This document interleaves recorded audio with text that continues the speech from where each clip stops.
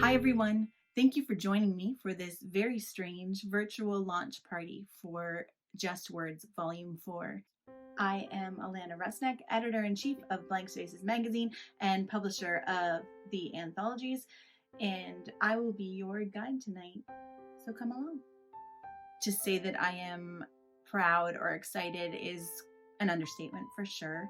This fourth anthology is the culmination of a lot of hard work by myself and my team and all the contributors that have put together work that's just an amazing collection of the talent that Canada has to offer.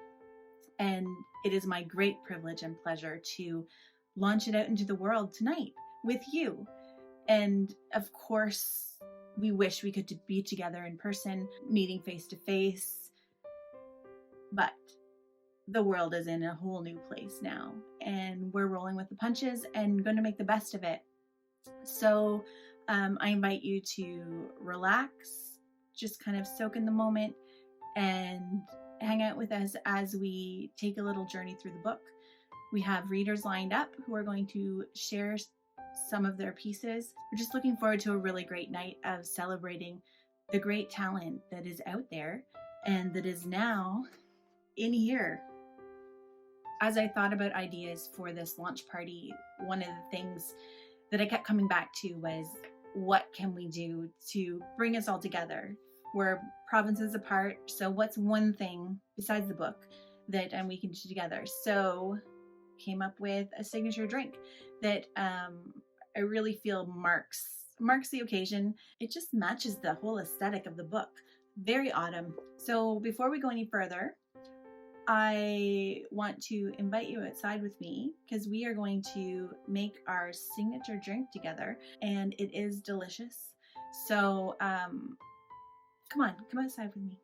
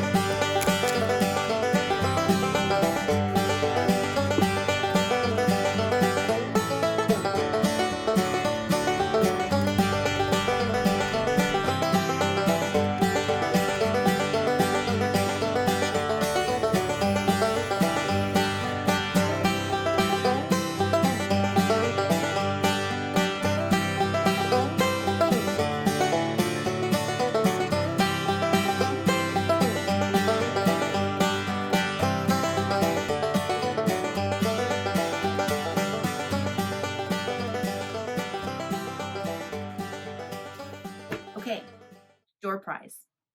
We got one, and you could win, and I will send it to you, and you will love it. You're going to get the full Just Words anthology collection. You can see some of them behind me. There's the new one up there. And as well as a special Just Words tote bag and maybe a few other goodies I'm going to throw in there. So, how do you win? Well, let me tell you. I haven't decided yet. No, I'm just kidding. If you buy a book between now and 3 p.m. tomorrow, you will receive 10 entries into the draw. If you make a donation to Blank Spaces, you will receive 5 entries into the draw. And a donation can also include signing up for a subscription. Our digital subscription campaign is running and active, and we are looking to grow this thing so we can have a wider reach. So definitely click on that Fund Our Future button. Anyone who goes through there between now and 3 p.m. tomorrow will get those 5 entries into the draw. How else? Post a selfie of what you're doing right now. Just post it in the comment stream. I will see it and I will mark you down. I want to see what you're doing. Show me that signature drink. If you've made that signature drink, I'm going to give you 3 entries into the draw. If you're just hanging out, you got your own drink, that's cool. 2 entries. Good? Clear as mud? We'll be doing the draw tomorrow night and getting that stuff sent out to the winner right away. So get busy, buy those books. I'm going to keep dropping links so you know where to go. I will show you how to buy the book, where to order, and how to donate. You are encouraged to interact throughout this entire time that we're together here. Leave comments, questions, and I will do my best to keep up with you. Since the very beginning, the mission of Blank Spaces has been to champion the work of Canadian creatives. As a writer myself, I found myself so frustrated by the industry. All I wanted was to break in, to be published, to have my work out there. And everyone said no. I really believed in my work. I believed in my ability. And I didn't understand an industry that says no because you have no work to your name. So I set out to change that.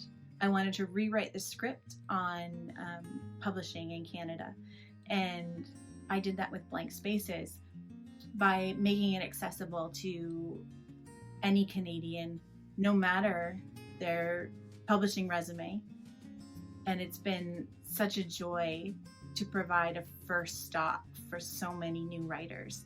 And I want to continue that long into the future, as long as you guys will keep showing up. That's what I want to do. And part of this anthology is celebrating some of those brand new writers who are just stepping out into the publishing world. And I hope it is a firm first step into a long and successful career. And I'm so pleased to play just a small part of that. Before we go any further, I would like to just take a second and read you a little portion of the foreword. The foreword was written for us by Anne Y.K. Choi, who is a Toronto writer and has been a longtime supporter of Blank Spaces. She is the author of this beautiful book and shortlisted for the Toronto Book Awards. One of our editors, Michelle, met Anne way back in 2016 in the ladies' room at Word on the Street in Toronto. And since then, Anne has been a constant supporter and advocate for Blank Spaces. And we are so blessed to know her, have her play a part in our journey, and so thankful that she took time to write a piece for Just Words. So I'm just going to read you a little portion of what she had to say. This collection of Just Words is ultimately a call to action, an open invitation for authors at all stages of their writing careers to keep sharing their stories, and for readers to lose and find themselves in someone else's words, ideas, and viewpoints. We are, in other words, being invited to be part of the Canadian artistic and social experience, since Blank Spaces only publishes work by Canadian creatives. For everyone familiar with Blank Spaces, welcome back. For everyone new to this publication, welcome to our community. And now it is my great pleasure to invite you to read on and experience Just Words for yourself. Once again, Anne, thank you so much for writing such a beautiful tribute to the work that we are trying to do. And it really means a lot to have your support. So that is more than enough from me. We are going to switch gears and invite our guest readers to give you a nice little taste of what you can expect when your own copy arrives. But yeah, enough of me, right? We've had enough. Lisa Allotson was born in South Africa and has made her home in Toronto. Recently, Lisa discovered the power of healing through writing fiction, nonfiction, and poetry. Hi, I'm Lisa Allotson, and I'm going to read you a story that ran in Blank Spaces magazine. It's a creative nonfiction from my childhood growing up in South Africa. It's called 137 Steps. The year I turned 10, Jessica and I played in my backyard every afternoon until the daily Johannesburg hailstorms sent us running for the house. When the storms were over, we would rock on the old white swing set, our shorts dampening from its rain-wet chairs. I dare Jessica to describe whatever disgusting things lurked in her imagination that day. We'd swing as she talked about priests who kept little boys in cages, rapists who would torture you first, and I interjected her stories with fairies and demons until we'd be immersed in a bizarre fantasy involving six-breasted angels and pit bulls. When our stories grew too dark, we'd pick mulberry leaves for the baby silkworms I'd bought from a classmate, our lips and hands staining purple as we munched mulberries off the tree. In their little shoeboxes, the tiny black squiggles grew into thick, creamy silkworms. We planned to weave dresses from their silk to sell to classmates to support our chocolate addiction. Trading silkworms at school was the craze before marbles and smoking candy cigarettes and being felt up in the school thickets. At that age, we were at the beginning of every sin. After school, I'd walk home alone in the dry South African heat, counting my steps to pass time. Johannesburg was the world's most dangerous city outside of a war zone in the early 80s, but I felt protected. Unwittingly, socialized by our racist South African government to be unafraid of anything in our wealthy neighborhood with its whites-only public schools. The only black people I'd see regularly were our maid and gardener, whom I thought loved me. My mother worked for race relations and did great work there, and she fiercely protected her household assistants from the authorities, adding an uncomfortable smugness to our existence. One day after school, I had walked 137 steps, still a long way from home, when a dark car pulled up next to me. A 30-something white man with blonde hair smiled and beckoned from the open window. I leaned in. I smelled Old Spice, the same aftershave my dad used, the fragrant cocoon of security. "Excuse me," he said. "I'm looking for a place to buy my niece her school uniform. I see you're wearing one. Can you tell me where you got yours, please?"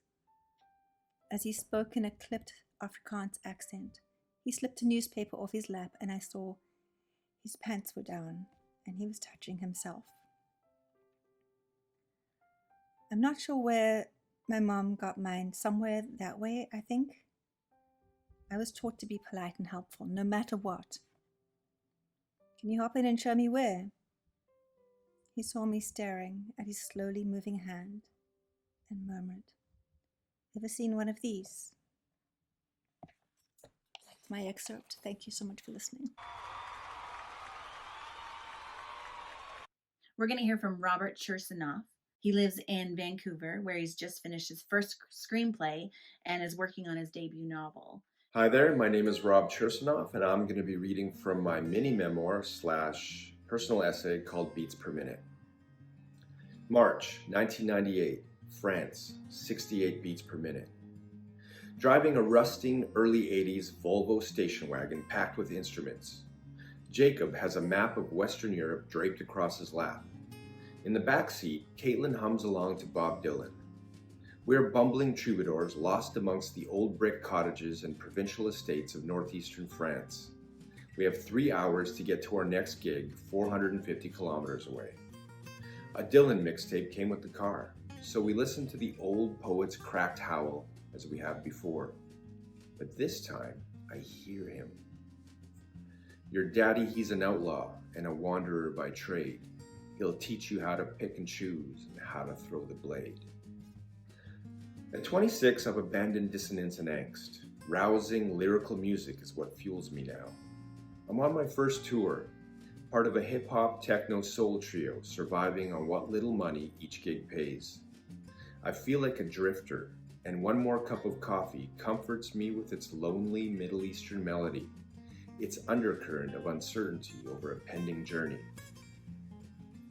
And your pleasure knows no limits. Your voice is like a meadow lark, but your heart is like an ocean, mysterious and dark. I weave our station wagon along winding single-lane roads through a sparsely populated forested valley to a swaying 68 beats per minute. Last night, we played at a lively squat in Freiburg. In 3 hours, we need to be in Rotterdam to perform at a warehouse rave. Right now, though, we're lost. One more cup of coffee for the road. But I hear Bob Dylan. One more cup of coffee before I go. I finally hear him to the valley below. So I don't much care that we're lost. November 2001, Vancouver, British Columbia, 104 beats per minute. It smells vaguely of marijuana in the van. Very likely the result of it regularly being used to transport dozens of pounds of Vancouver's #1 cash crop. I crack the window and let in the cold Pacific breeze that's blowing off of English Bay. I'm driving identical twin sisters with puffy mops of hair, brown for Tegan, bleach blonde for Sarah, in a beaten-up panel van en route to our very first jam session. Tegan sits in the passenger seat and asks me not to call what we're about to do jamming. We don't jam, she says. Jamming's for hippies. Sarah sits on an overturned bucket between us. Is this your kidnapping van, she asks. Borrowed, I say. Where are you taking us, Tegan demands. Are you going to murder us, Sarah chimes in. East side, and no, I reply. Neither of them mentions the pungent skunky scent. After meeting them at a music festival that summer, I call each of them once a week, every week for nearly 2 months, in a dogged pursuit to become their drummer. One day, they agree to meet, if only so that I'll stop calling them. The jam space is small. Stained yellow foam is tacked to the ceiling and walls as soundproofing. Tie-dye bed sheets are stapled to the walls for decoration. Outside, ugly industrial buildings stretch for blocks. An hour goes by, then 2. The sisters sing in harmony, strumming their acoustic guitars with purpose the entire time. I drum along. They're finally relaxed and smiling. They reluctantly admit to having fun. We finish with My Number, a brooding, heartfelt, 104 beats per minute anthem about trying to hold on to love. So, can I be your drummer, I ask? We'll let you know, they say in unison.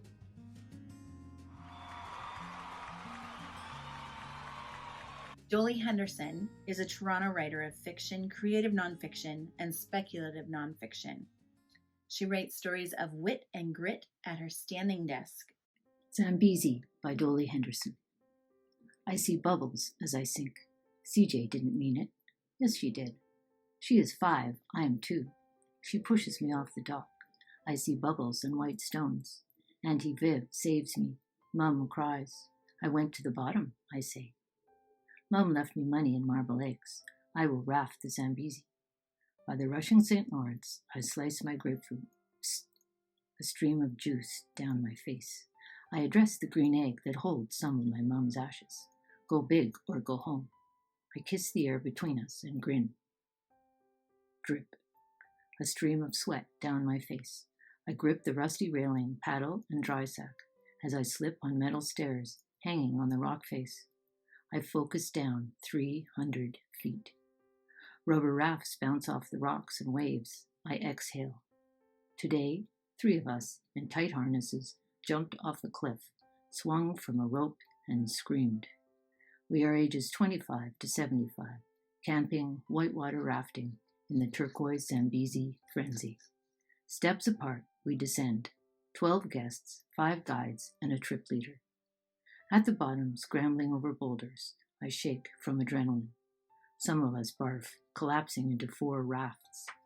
Nonjabulo, trip leader, is solid muscle and has run 2,000 trips. One by one, we fly down the river. Musa shouts above the rushing water. Forward, down, hold. When the rafts steady out, we slap our paddles in the air, as Nonjabulo sings in Ndebele.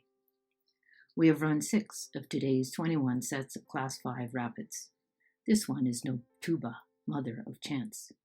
I thrust my paddle into the waves. It is pulled away, and I with it. Underwater now, I am tumbling. I see bubbles as I sink. CJ didn't mean it. Yes, she did. I kick hard, thrash my arms. Air hits my face. as I am sucked down again. I remember to relax and bob to the surface, point my feet downstream, and float. I gulp, search the river. Sindiso, support kayaker, weaves towards me. She grabs my outstretched hand, places it on the gunwale, and we spin to the nearest raft. Nikilwa and Tulani pull me over the side. I gasp. Siyabonga, thank you. My teeth chatter, my legs shake, my face beams. I fist pump the cheering paddlers. I didn't go to the bottom. I am exhausted and exhilarated. My raft appears. I sit front right. Musa checks. Okay? I nod and look over at Sindiso, rocking in the waves. I kiss the air between us. She kisses back and we grin. Each rapid is different. Sometimes we portage over boulders, if the drop is too dangerous. We hold hands, carry our paddles, cross to safer onboarding rocks, while the guides lead the rafts by rope or let them bump down, eddy out. On Rapid 17, one of the raft's high sides capsizes. We bob up and down, watching the guides right it. Swimmers and kayaks float to each other. We onboard a shaking woman who asks, "Am I dead?" Even pros capsize, depending on experience, how they enter a rapid, how quickly paddlers respond to changes, and the luck of the gods. Past the rapids, we slow down, dreaming about warm clothes and strong drink. Rounding the last bend, we hear singing, whistling, clapping dancers, welcoming us to this country, this river, this campsite. I have come home. This is where I belong. The music reaches inside me, pulls out my self-doubt, and flings it away. I watch it fly down the river and sink. We beach the raft, stumble, and collapse on the sand. My hands shake. I paw through my dry sack, find the camera. The battery is dead. So am I. Sindiso walks over, kneels down. "Munjani, all right?" She puts her arm around me, and I lean into relief. Then we laugh, help each other up, and sway to the music. Happy to be alive, really alive, in this magical moment. Siyabonga, I whisper. I met the love of my life in rushing white water, halfway around the world. I show her my white stones. She responds with sparkling eyes, flashing teeth, and a bubbly Zambezi laugh. Her Isibaka plates are natural, her Katenge's kaftan, uzuri. She addresses the green egg. Ukujabula, mama, we are celebrating. By the rushing St. Lawrence, I slice my grapefruit. She crunches peanut butter on toast and points to me. Kusimba, resilience. I kiss the air between us. Sindiso, one who saves, kisses back, and we grin. Thank you. Ronald Zajac was born and raised in Montreal. He's a journalist at the Daily newspaper in Brockville, Ontario. Working the community desk reveals that, while the devil is in the details, God is in the stories they reveal. He enjoys spending time with his family, posting nature shots on Instagram, and listening to classical music. An addiction he treats with healthy doses of jazz. Ronald will be reading us an excerpt from his piece, Tunnel Vision. In October 1984, he never made it to the psychiatrist's office. When he walked, the world was always about to end. Steps falling with nuke thoughts, step thought, step nukes, flash-burning skeletons, then ashes of buildings and days after of sickness and slow rot of death.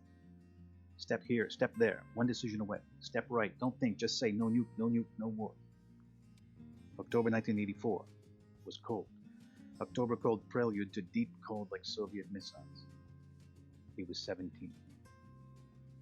David got off the bus and walked up the sidewalk, his thoughts full of the woman on the bus, her fine form and delicate eyes, who was somewhere 6 streets away by now, who would be burned to a skeleton if he took the wrong step, and it didn't matter that he'd be gone too, everyone would be gone, the world would be gone, but it wouldn't matter because she'd be gone. He walked back and back again over the step thoughts, to replace those thoughts with new thoughts. No Chernyenko, no nuke, no war. After the third step thought walkover, David stopped. Decisions are binary. He'd learned that idea recently. Binary. One way or the other. Step thought or no step thought. He had to choose. If I walk that way, to the east, the Soviet east, I will get to see the shrink. If I walk to the west, the American west, I will not. But which of these futures leads to war and death and nuclear winter skeletons, and which leads to life? Binary. just like the button. He can't decide. He can never figure it out because new thoughts, forethoughts irradiate his steps, make him stop and go back. Step thoughts everywhere, and not a walk to think. But he must. One way they press it, one way they don't. Pick a future. No clues, no cheating. When it was clear they were heading for divorce, they started coming back in the same autumnal air, late October last year. He would get thoughts about Julia dying in a car crash or the kids getting cancer. After the divorce, not being there made it worse, and he would text needlessly. Sometimes the step thoughts came back, and he would double back to erase them. Sometimes he would busy himself with a brief, and he would go away. Now David wondered whether it wasn't the divorce, but autumn that brought it back. The slanted light of a fading sun, the dead leaves, and the air crisp and cold with the return of deadly serious business. Sometimes he brought Allison and Daniel back to Julia after his weekend, convinced he would never see them again. And lately, he devoured online articles about Donald Trump being unfit to carry the nuclear football. He would have to up the dosage before he stepped on skeletons again, before he found it harder to walk or work. This small city was not to Julia's liking. It's the fate of mediocrity to live here, she would say. He came from Montreal, she came from Toronto. This was not her world, but somehow it had become his. And it still let him walk, most often without step thoughts, under the moon and clouds through silent Victorian architecture after hours of reading in the basement law library. He could live with that. And on mornings he could still walk, most often without step thoughts, in the carnivalesque gaudiness of the old train tunnel, a half-kilometer cavern of limestone and calcification, restored and traversed end to end by tourists and multicolored LED lights. Even with the pop music blaring on the speakers, crass reminder of adolescence, these twice-weekly tunnel walks with Elena could save his life. She was there, as he'd hoped, at the tunnel entrance. Could she really be waiting for him? She wore those gray cotton track pants and a pink sweater, jet black shoulder-length hair blowing slightly in the wind, and that ironic smile only Russian women could manage. His eyes were lingering, he knew. "Mr. McIntyre," she said as always, "and what revelations do you have for me today?" "Hi." They started their brisk walk in silence, dodging the occasional drip from above. There were fewer people in here at this early hour, and that gave the place less of a tacky tourist feel. Finally she asked, "Any big cases happening today?" He could fall for the accent alone. "Remands," he answered, as the soot-covered walls turned from pink to green. "Fridays are for remands. Pretty boring, actually." "I see. And you?" She turned slightly to him with that scolding smile. "You know I can't discuss my work."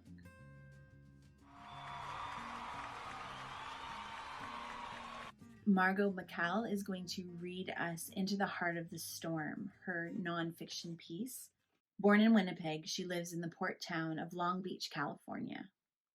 But the feeling of the prairie has never left her, which you will hear in her story. Hey everybody, I'm Margot McCall, and I'm excited to be taking part in the launch. I'm going to read an essay that appeared in the December 2019 issue of Blank Spaces. It's called Into the Heart of the Storm. I remember the tombstones at Old St. Andrew's Church. Sergeant William Fraser, 28, froze to death, 1831. Emily Abbott, 3 weeks old, succumbed to diphtheria, 1847. Rows and rows of markers chiseled from abundant prairie limestone. But the Red River settlers couldn't eat rock. The initial wave starved their first winter. Those who lived retreated to Scotland's damp chill.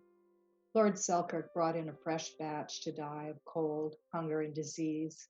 And this is the way it went, the effort to colonize the forks of the Red and Assiniboine rivers.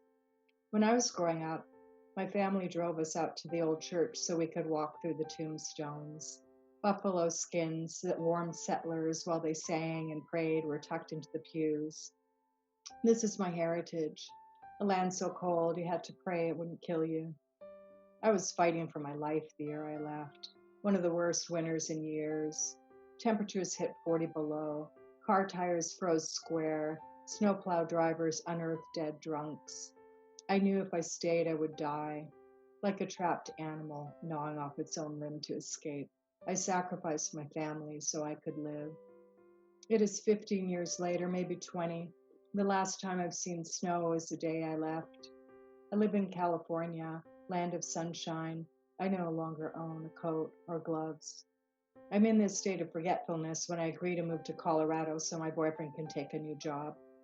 As the temperature dips in Utah, I just turn up the heat and keep going. I've been seeing patches of snow, but I'm not all that concerned. Then we enter a tunnel and come out on the other side in a raging blizzard.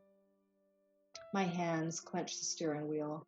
Pinpoints of snow pummel the windshield, the spinning vortex of white coming toward me, and I'm excruciatingly alone. Each snowflake is weighted down with memories, a snowdrift kind of past you can step into and find yourself buried to the neck. I'm panicking because I must trust my advance to something larger. And in this snowy afternoon, there doesn't seem to be anything larger. The first time I saw the Bible was when my father brought one home. It was covered in white leather, the words Holy Bible inscribed in gold script, and a zipper to protect its pages. I'd never had a book with a zipper before. We were the only family that didn't go to church. My parents tried it when my older brother and sister were little. My mother even made halos from coat hangers and crumpled aluminum foil so they could be angels in the Christmas pageant.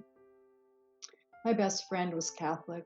She did her Hail Marys, went to confirmation, told me I'd go to purgatory. Driving through the snow, it's like a veil is dropped. The windshield wipers struggle to keep up.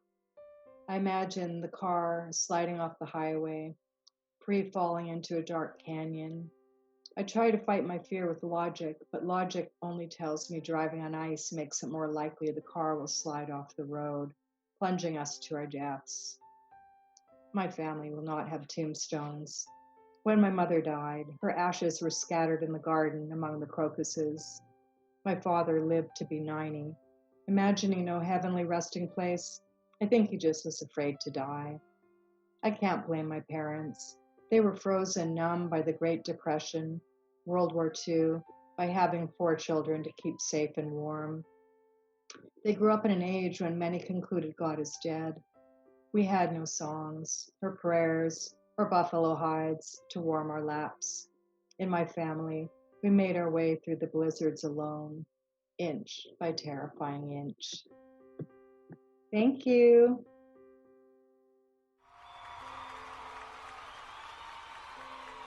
Mitchell Taves lives and writes at Jessica Lake in Manitoba.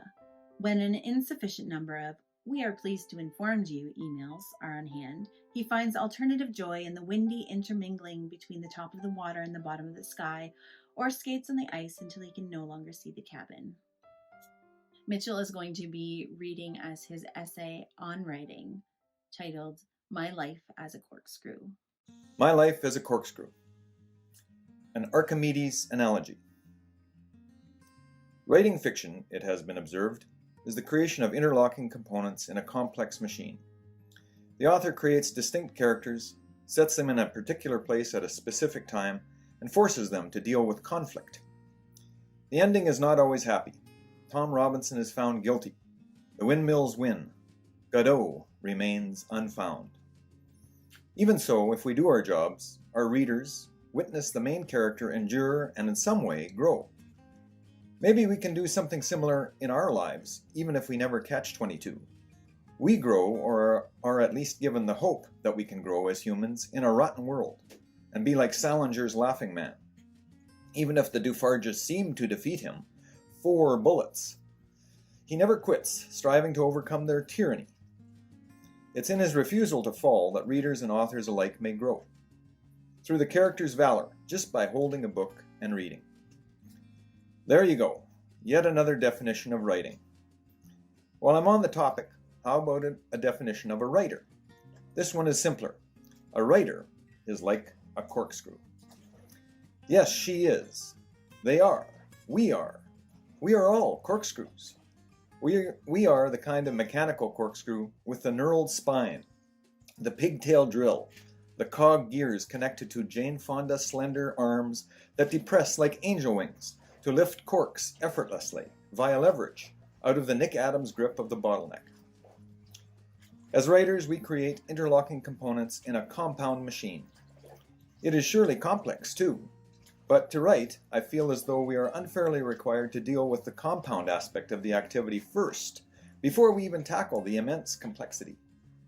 The compound features of writing are, but should not be, 1. Creation, the piercing of the cork. 2. Sales and marketing, the removal of the cork from the bottleneck. The dichotomous eagle. Could an eagle fly if it had to manage such fundamentally opposed functions?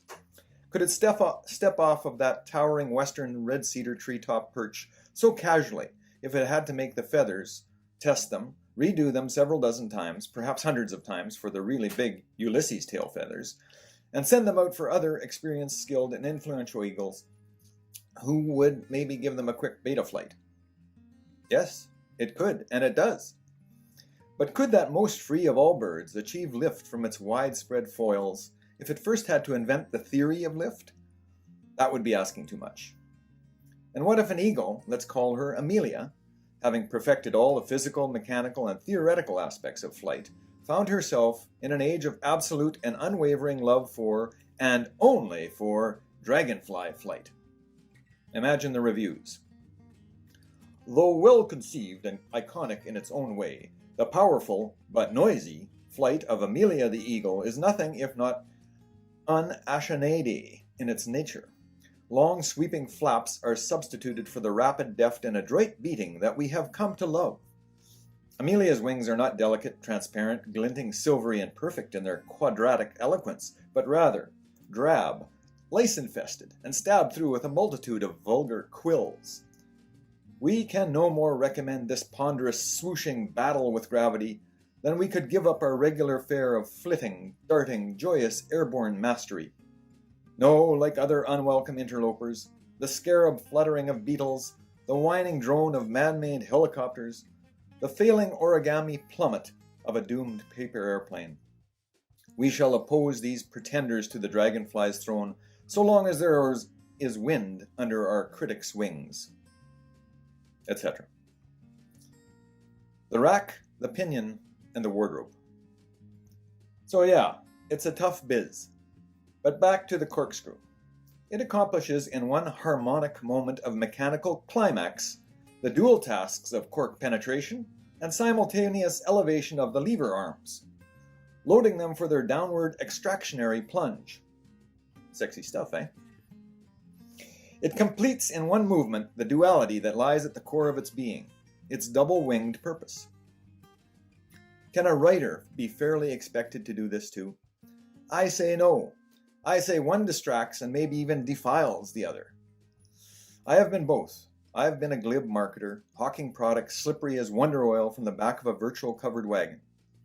I'm also a writer, concerned with so many other things that the thought of target markets, segmentation, getting the book launched in fall, and Oprah goddamn Winfrey do not even appear in my search history. The plurality I seek? I am striving only to do what Flannery O'Connor has told us to do as writers, to make an ending both impossible and inevitable. But how?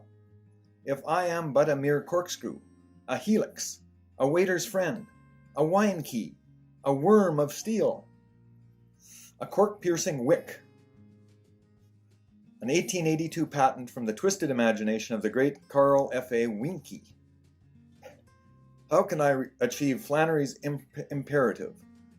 How can I possibly make infinity meet my characters at the corner of Destiny and Barkman Avenue? How can I reach these heights if I am busy writing clever bios, blurbs, and pumping out gratuitous commentary on Twitter 24/7? How indeed, comrades, how indeed? In my case, having for decades yanked and tugged on the vintner's ramrodded cork too often in my previous salesy life, I believe I will choose one thing to focus on, and only one. By the way, oh my God, I am loving this salacious metaphoric abuse of marketing. So appropriate, may I add. I will shun the invitation to master the compound nature of writing. I will disavow the dilemma of being both a good teller of stories and also a successful seller of stories. I will pierce the cork with my words, my beginnings, my middles, and my ends, and hope that somehow, magically, like shaken champagne, the cork will self-extract. Or perhaps a wandering freelance sommelier will see my plight and become the yin to my yang, will say to me in a Gallic slur, "You, my friend, are no more la mèche de Tire-Bouchon than I am a Bud Light drinker. No, you must let me fuss with the vile cork while you, my brother of the eagle's quill, you do the writerly shit." Or words to that effect. I'm distracted, having now to attend to one of my growing crop of grant applications, planted behind the house in the garden of hopes and dreams, and fertilized with, writerly shit. Thanks.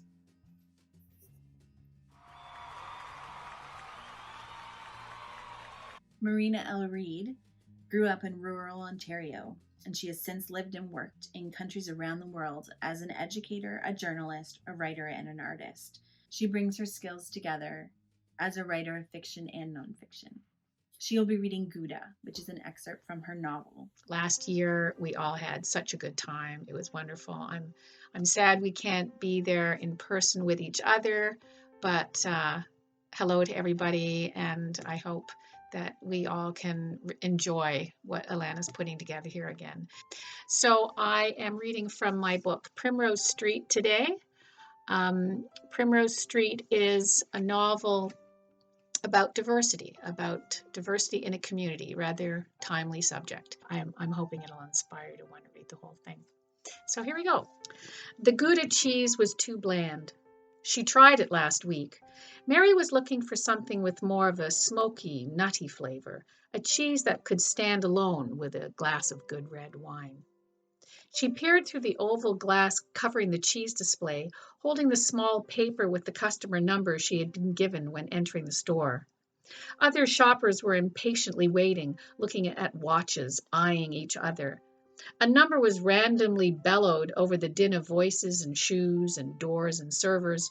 Someone would raise their number high, sweaty and crumpled, like they had just won the lottery, and move forward to select their meat for the week, or cheeses. She was jostled into the man beside her and gathered her bag a little closer to her chest. She heard her number and pushed toward the front. It was like being part of a herd where the strongest survived. She explained what she wanted in a cheese to moans and groans from customers behind her. "So choose already," somebody yelled. The server was oblivious to the herd and presented her with a slice of cheese to taste on a piece of wax paper. Spanish cheese. It rolled over and around her tongue, but no, it wasn't what she was looking for. "Maybe a Tilsit," he offered. More groans from the herd as he prepared another piece of wax paper. Disgruntled voices arose from the restless crowd. She was rattled, getting warm in her wool coat and hat. She accepted the cheese slice, beads of nervous perspiration beginning on her temples and between her breasts. But cheese was sacred and not to be rushed. Didn't this angry mob know that? She folded the Tilsit into her mouth and felt the saliva collecting around its flavor. It is quite unique, but it doesn't have the nutty quality I was hoping for. I'm so sorry I can't remember its name. Maybe a Gruyere? Somebody pushed into her, jamming her up against the glass. "Oh my God, it's only cheese. We don't have all day," somebody in the mob yelled.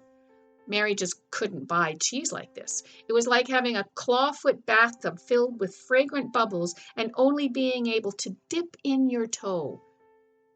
Her anxiousness forced the perspiration to fall around the curve of her breasts, settling in the elastic of her bra. She just took a larger slice of the Tilsit and moved through the glares and jibes to the cash, wanting to leave more than she wanted the perfect cheese. Maggie would probably be back in a moment anyway. She was picking up some veggies at the shop down the street. They liked to shop on Saturday. It was their outing. Afterward, they'd get a coffee and a pastry at the local cafe and discuss the week. It was what friends did. She would drive in from out of town each Saturday just for shopping day. The main street in Martinville was so unique, and so was Maggie. It was worth the drive. The herd was now pushing her toward the cache. It was not a relaxing shopping day. She frantically dug for her wallet, close to tears. A tap on her shoulder made her jump. She cautiously turned, waiting to see another angry, impatient customer ready to hurl an insult. At first, she only saw the thin slice of pale cheese on the wax piece of paper and the apron double tied in the front.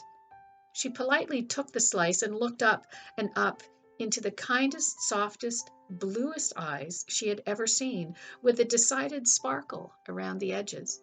She stopped breathing for a whole minute at least, the cheese hovering in midair.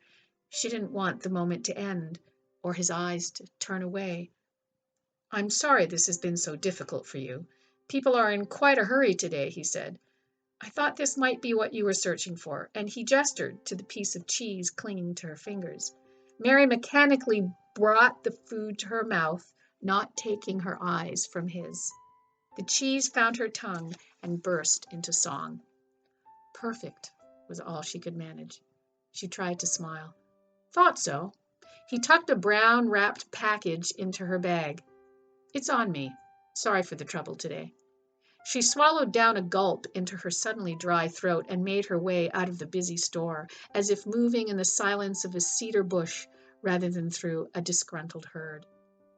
She took out the package, pretending she was holding his hand, and saw his name, Graham, and his phone number written on the outside of the butcher's paper.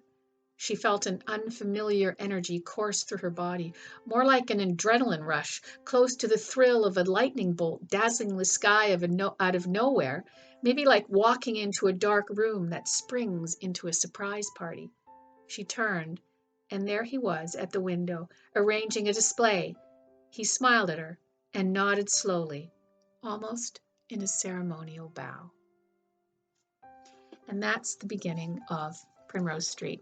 Congratulations to everybody else in this magazine of Alana's, and have a great year. And I hope we'll all be together in person next time. Bye-bye. Cheryl Scory Suma launched her writing career with a self-published YA fantasy novel, Habiton, which made the long list of the 2019 Santa Fe Writers Project Literary Awards. Cheryl won one of our Write Prompt contests, and that's the story she's going to be reading for you today.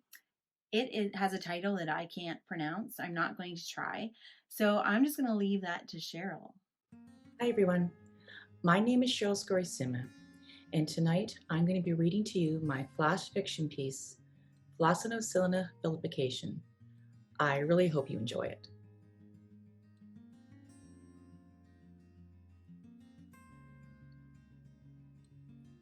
My English teacher says there are many words that mean the same thing. She writes examples in her perfect chalk letters, then smiles her knowledge at us. I like to find my own words, to curl up in the red armchair in the corner of the attic by the window and read. A chair that glows the shade of let blood when the sunset crawls up her arms. If I lay my arms on hers, I glow too. Tonight, the late summer wind is whispering warnings of the impending fall to the tree outside. She has birthed more children than she can cradle, her arms overflowing with leaves that shake at the wind's whispers. I have no sympathy. Adults should know if they can handle a child. My mother didn't, so now we both rattle in the wind. I was unplanned. Mom's whole life was unplanned, Grandma says. Mom's lack of self-worth already shaped me beyond recognition at the age of 12. Or so Grandma told the court when she tried to take me away, but failed. Not a fan of defeat, Grandma sneaks books to me, so I can experience another perspective. I love them all, but my favorite is the dictionary. Its cover is thick and blue with gold letters that fade a little more each time I touch it. I started at the beginning, searching for new words. I like to spin them over my tongue until they begin to sound and taste like mine. Whatever novel I'm reading, the dictionary rides shotgun, so I can taste the author's words better. When I reached the F's, I discovered a word that belonged to Mum and I. The dictionary proclaimed it the longest non-technical word in the English language.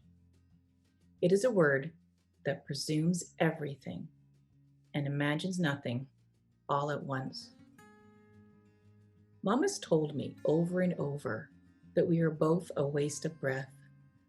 She screams of hopelessness, of our pointless existence, over frozen meals burnt in the microwave, over cereal bowl dinners, over dreams she cannot forgive, over me. This is our word, Philosonocinellepilification.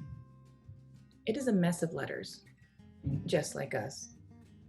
Impossible to articulate until the third or fourth encounter. The action or habit of estimating something as worthless. Origin 18th century, from Latin flossi, mousy, nihile, pille, each one meaning of little value. I can't stop looking at it. Can't stop letting its dozen syllables tap dance across my lips. I'm riveted by those 4 words fastened into one, as if to hammer home their shared meaning. Who does that? Philosonocinellepilification, a chain of worthlessness.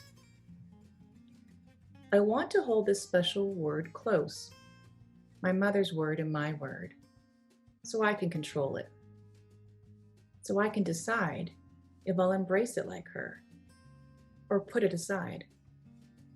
I whisper it aloud each night as a reminder that Grandma's right and I still have a choice. It's Saturday. Time to go to work. Come on, Grit. I poke my toe gently into my cat's belly. Let's go. Mom isn't Grit's biggest fan, so Grit tends to tag along with me. Who says dogs are better? Grit is the best gift Grandma gave me, other than books. A steady hum by my side, reminding me that someone would notice if I was gone. When we reach the sidewalk outside the coffee shop, the weekend crowd is already buzzing. I place my guitar case on the ground, leaving it open for tips. The case also makes a great bed for a lazy cat.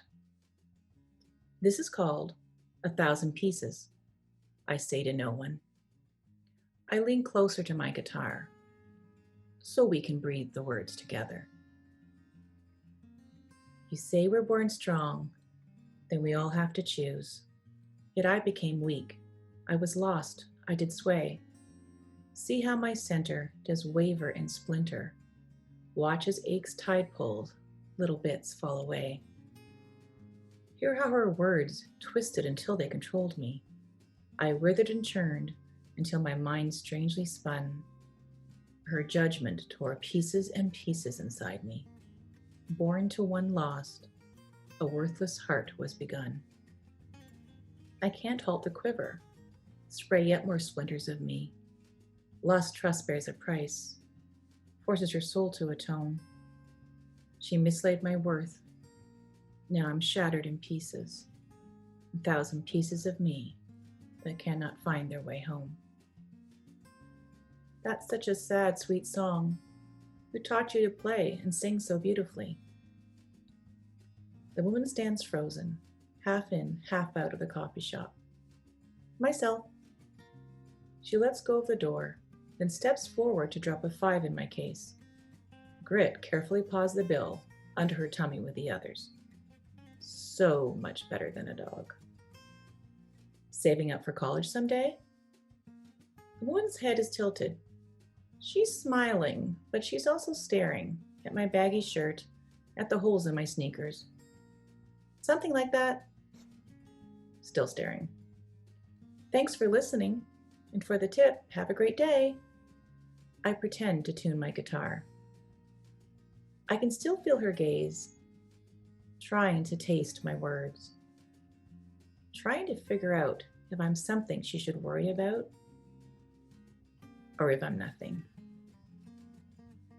When the crowd fades, I splurge on a wrap, wolfing it down after pulling out a few pieces of chicken for grit. The rest of my earnings will go under the cushions of the bleeding armchair until I'm old enough.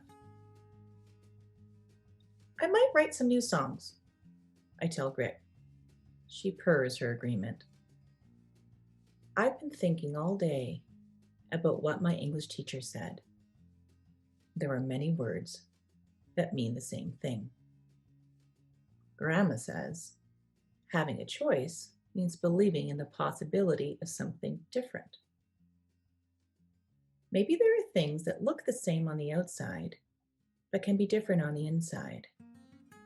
Things that sound, taste, and feel different once you dig a little deeper. Maybe I'm a different word. Okay. Well, I hope you all enjoyed that, and thank you so much for listening.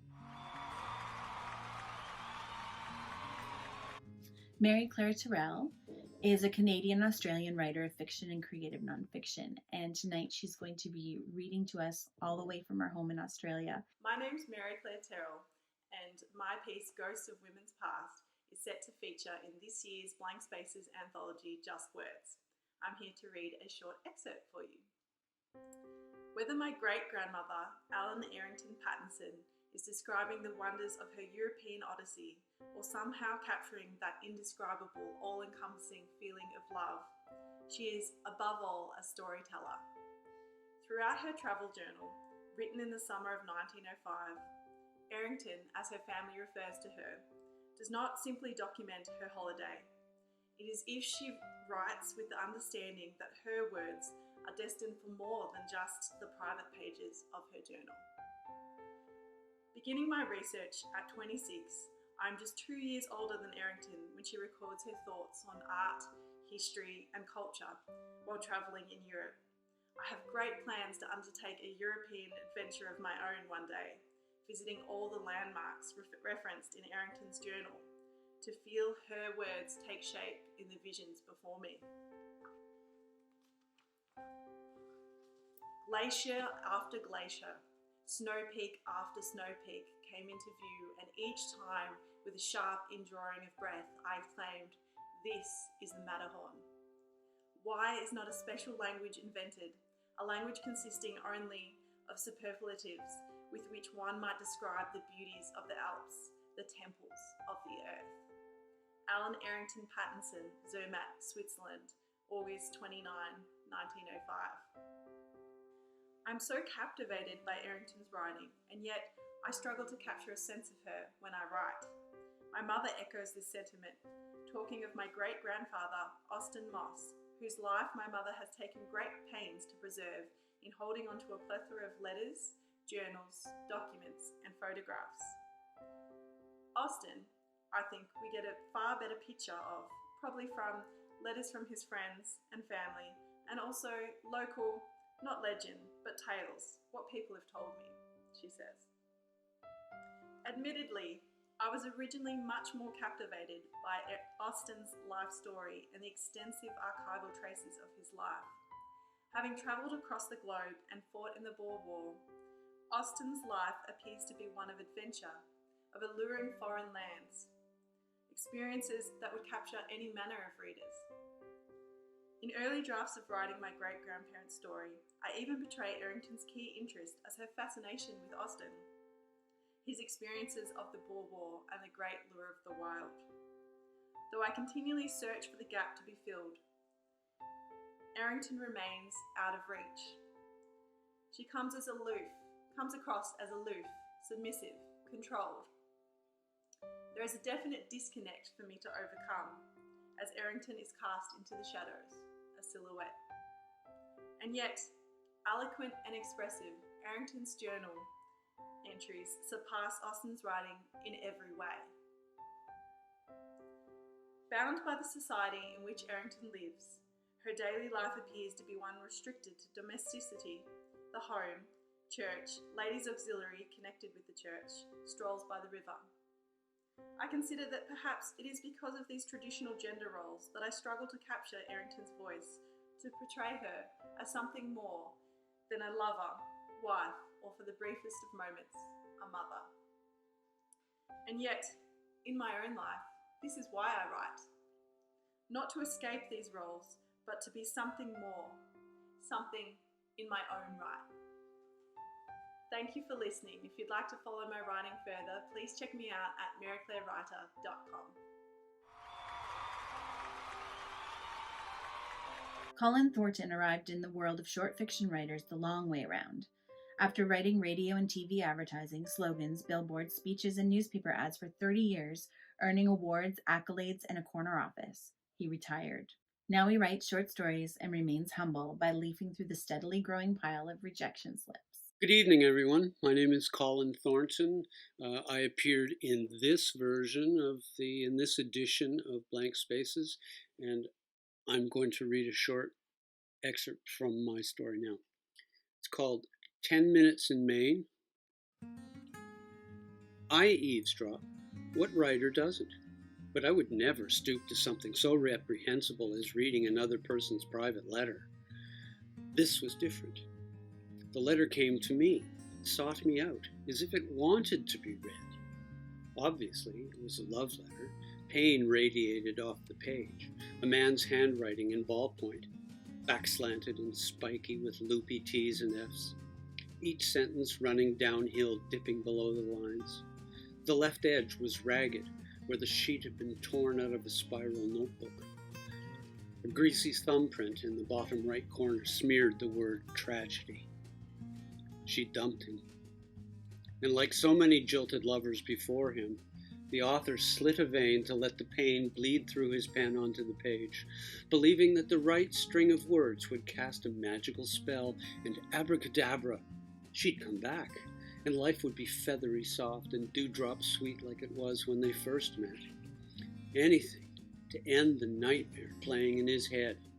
Angry words on a rainy night, the smell of tobacco in the elevator, the flash of contempt, racing down the hallway after her, dim lights, peeling paint, the acrid stench of insecticide, music blasting in apartment 608, his last glimpse of her blue eyes, red-rimmed and glassy as she slams the door in his face, the mechanical clunk of a deadbolt, and the hollow interlude of silence slowly backfilled with the throbbing pulse of angry rap from down the hall. And the nightmare begins again. An unrelenting loop that has stolen his nights, ruined his days, and finally driven him to put his feelings on paper. I brush the dirt and pine needles off the page and read. I am still me, he writes. I will never change. Stubborn and arrogant, definitely. Delusional, possibly. Most of all, naive.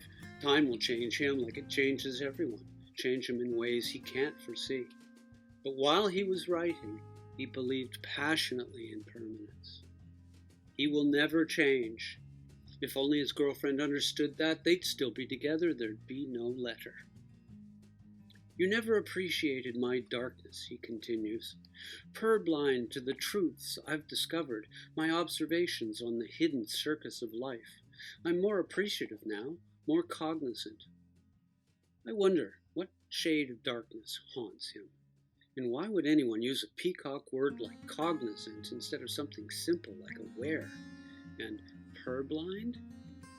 Perhaps she insulted him, called him an idiot. And by flaunting his vocabulary, he's showing her that she's underestimated him. He has hidden depths, a keen mind, undiscovered qualities. You're overcompensating, I think, out loud. He would never tell her that he's losing sleep, pacing the apartment at night, obsessively checking the phone for text messages, drinking too much, or that when he finally turns out the light and collapses into bed, drunk and exhausted, his internal projections fires up that endlessly repeating loop, every image drilling deeper into his dreams like a corkscrew twisting into his skull. It started with an argument about nothing. That's my time. Hope you all have a really nice night. Wish I could be with you. Before I go, I would like to give my kudos to the graphic designer of this magazine. It's beautifully done, easy to read, and rare. You've done a great job. Thanks, everybody. Night.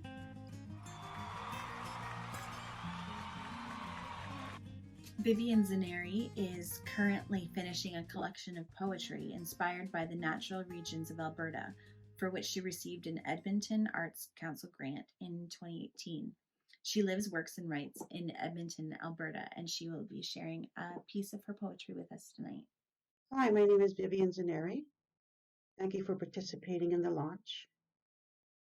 I'm going to read one of my poems, Transition.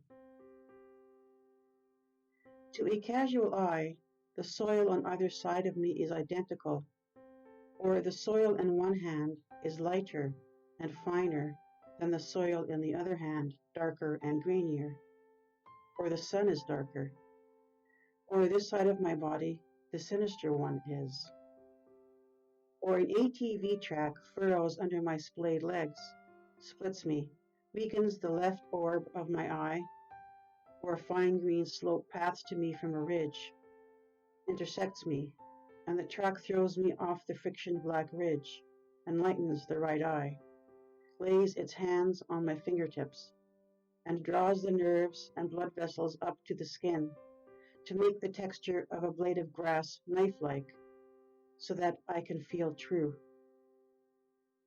In making distinctions, I am refined. Separate myself, from yourself. Choose one over the other, finer or grainier. Divide and classify. Conquer. Thank you for listening, and take care. Thank you to each reader who took time out of their busy lives to make those recordings and send them along. Hearing something read by the author is a great treat, and we are so grateful to each of you for taking the time to do that. Reading your work is a vulnerable thing, and I just commend you each for being brave and for stepping up. I had really wanted to get my other editors on this video so you guys could meet them face to face. But unfortunately, time got away from us, and that didn't happen. But maybe sometime in the future, we can pull some kind of editor interview together so you guys can see them in the virtual flesh. So don't forget that you have until 3 p.m. tomorrow night to get your name entered in that draw. If you buy a book, you'll get 10 entries. If you make a donation to Blank Spaces or sign up for the Fund Our Future campaign, you will get 5 entries. If you post a selfie of yourself with the signature drink, that's 3 entries. And if anywhere on social media you use the hashtag JWV4launch, then we'll put your name in that hat too. So tune back in tomorrow, let's say 7 p.m. and we will announce the winner of that draw. Thank you to Anjali Kapoor Kohli for letting us use her beautiful artwork on the cover. It just looks gorgeous and holds up so well beside the other ones. We are truly putting together a beautiful collection, and if you don't have the first 3 in your library already, I encourage you to pop over to the website and toss them in your shopping cart. I want to say a big thank you to my editing team, Michelle McLaughlin and Haley Down, who always rise to the challenge and are ready, meeting deadlines, and helping to make projects like this the best they can be. I am going to hang out on the Facebook page for a little while, so continue leaving your questions. Share those selfies of where you have been enjoying the launch. I encourage you to reach out to the readers and thank them for their work, and keep buying those books. The proceeds from all the sales go right back into Blank Spaces and we do have some big goals. We can't reach those without proper funding. We want to spread our message of positivity and the joy of a creative life right across Canada and farther. So thank you to those that have already purchased, and thank you to those of you who will purchase. Thank you for taking time tonight to hang out. Thank you for helping us launch this book baby into the world. Thank you for your support, and thank you to every single contributor who made this collection what it is. 49 Canadian writers are represented here, from West Coast to East Coast, and even some from afar. It has been a great pleasure to hang out with you tonight, and hopefully next year we can do this in person. But until then, stay safe, stay creative, and keep buying those books. Bye, guys.